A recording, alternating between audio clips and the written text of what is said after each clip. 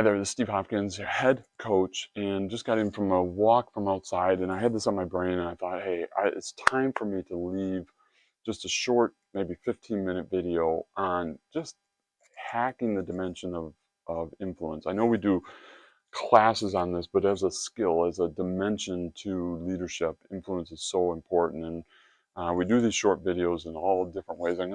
I thought I'd do this on the board again because sometimes that's really important, and just go over what we're talking about when we talk about influence as it pertains to leadership.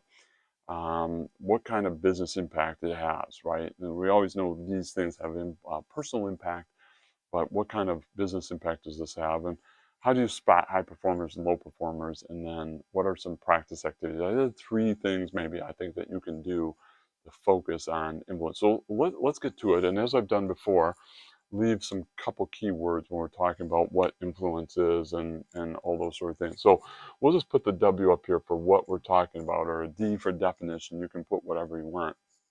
And when we're talking about influence, I want to talk about what kind of effect we have on other people. Okay, effect. And hopefully this is the right effect with an E and not mistakenly should be an A. All right, but make no mistake, influence is about the effect and impact we have on others, especially as it aligns to getting things done. Okay, right? If we would not need influence if we were capable of doing all of our own outcomes. Right? We could just do everything. We wouldn't need other people, and we wouldn't need to influence other people. Influence other people is having an effect on others so that they will jump along on board. We need them to help us because the thing is so big. We need them. And so we need to have impact and influence and effect on them so that they can help us achieve the things we need to achieve, right? Simple way of talking about influence is getting other people to help us do the work that we deem as important, right? And so those things are, that's super impactful. So we go on and on and on about that, but actually that's kind of what it is and how it boils down. All right, so let's talk about business impact then. Okay, when we talk about business impact, then we'll talk about what we just said. I'm going to write the word outcome. Outcome. All right, outcome is what we're talking about. All right, so we're gonna everybody kind of everything from literally changing people's mind or their thoughts on something, giving them enough information that they're like, oh my gosh, I didn't even know that. I think this way now too. All right, all the way to no, I still am pretty strong in my opinion, but I'll start behaving in this way because I believe in the cause, or I believe in your priority, and I will support that. All right, there's a wide spectrum, but the business impact is we're having somebody come alongside us to join, link arms, right, and behave in a way through action, through thought, through words, in alignment with us. Okay, so and that can be all about how we do things. It can be all about getting to the outcome. It can be all about even the way we communicate that we believe in things. All of those things on that spectrum, okay, of business impact. You can see people out there in business that, um, that cannot share somebody else's outcome mission, all right, if they don't totally believe it. And then other people along that spectrum that can do things that they totally don't agree with, but are willing to do because of somebody having influence on them as well. All right, and of course we know that this can have negative impacts, right? This can be misused. So if we talk about low performance, we're talking about people that have ill intentions, right? Have very egotistical points of view. When we think of low performance, we think of people that manipulate, right, and can use influence in negative ways. We also think about people maybe that make assumptions about people understanding, kind of skip steps in this process, tell, don't ask. I mean, these are some of the symptoms we see of people that have a hard time influencing people. All right. If you've misused influence once, you may have a hard time having positive influence in the future, for instance. Okay. But high performers spend a little bit of time, they model, they ask questions, they validate things, they inquire, they slow down sometimes to get communication flow going. These are things that come up in positive performers in influence. All right. Remember, what's our goal? getting other people to come along to produce an outcome is a simple way to do that. We can go on and on about that, but that's kind of what we're going for. All right. So we're going to assume that you've done the steps of the ethical filtering of what your intentions are and what you're trying to influence people about. Right? We won't get into an ethical conversation on this. We're just talking about practicality, the tactical side of influence for sure. So let's think about a couple practice steps, all right? Practice activities, and I'll talk a little bit about us and then a little bit about the other person. We'll kind of cue that up both ways. The first word I'll throw up here is the word clarify, all right? The thing I like about clarifying is that's your job, right, to clarify your objectives, right? Going through the extra step, just pausing for a second and saying, I want to make sure I communicate my why, the goals, the reasons for what I'm asking the other person to participate in. Because we could be telling them step-by-step instructions, or we could just be telling them that's where we're going. And they get a lot more autonomy, right, as long as we reach outcome, right? In either case, we want to make sure to share as a practice step, right? You can always decide to omit this if you decide to, but we don't want to omit it by accident. We don't want to omit it because we're moving so fast and we forget about this. Practice adding the clarifying objective step, right? So just slow down and say, hey, I want to spend a minute just to share this is the reason I'm doing this, and the reason I'm asking you to do that. My objectives are A, B, and C, all right?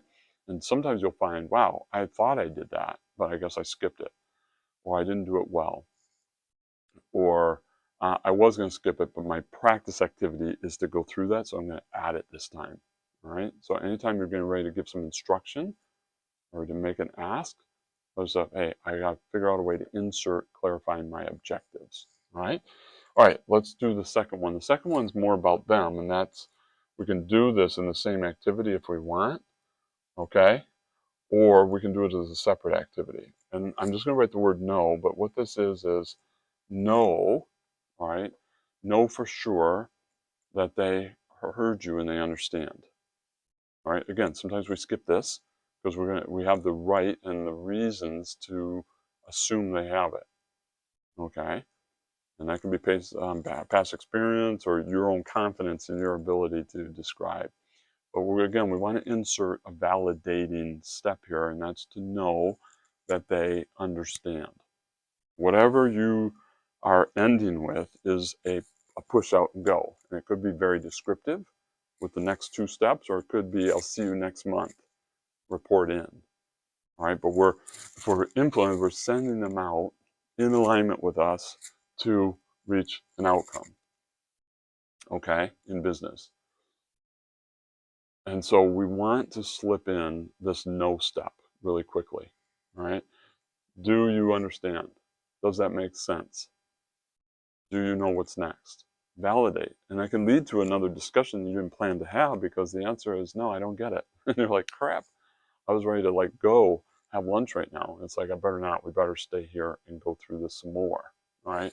And so we can kind of rinse and repeat here. But adding that, all right, helps us not get frustrated later because we thought something that wasn't true. Okay?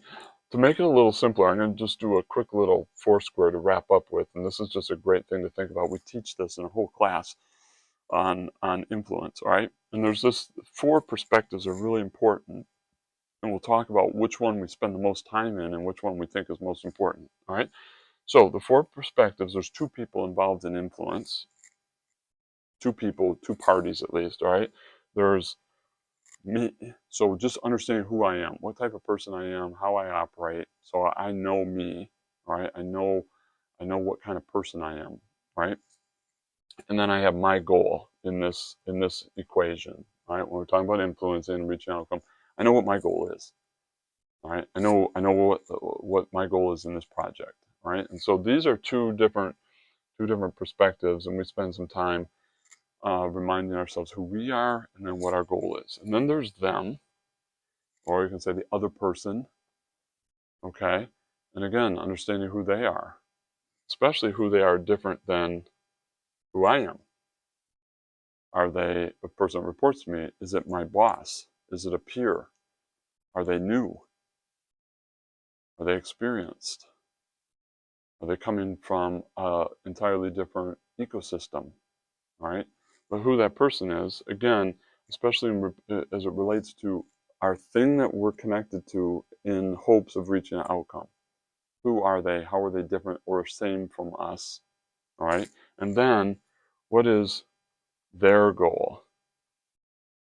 All right. Do they for sure have the same goal as us? Do they have no goal in this? They have no skin in this game? Are they very much aligned? Are we opposite? And so my influence is to try to sway them a bit, or I've got to do a lot of work because there's just no way to be different on this and be successful. Okay? So these are four different thought camps that we spend time in when we're talking about influence. Okay? And if you can imagine, the space we spend the most time in is this one right here. Probably like 90% of our thought time is my goal. Right? We're using fuel from who I am, but my goal is my focus. Right? So much so sometimes that we forget there's even another person. All right, and we don't spend a lot of time from here in here or from here to there. And so the goal would be, all right, instead of this being 90, right, that maybe it would serve us well, to break this up and spend like, say, 30% of time here, 30% of time here, all right, and maybe 30% of time here and 10% there.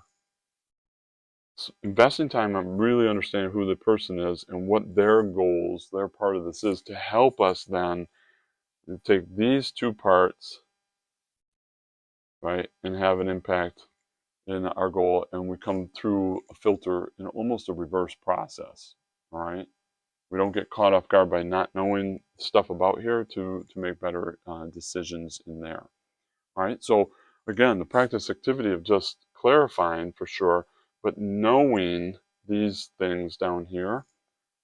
Who is this person and how do they relate to your goal? What do you think their buy-in is? Why do they disagree with you? What are the past experiences that make them be a non-believer possibly?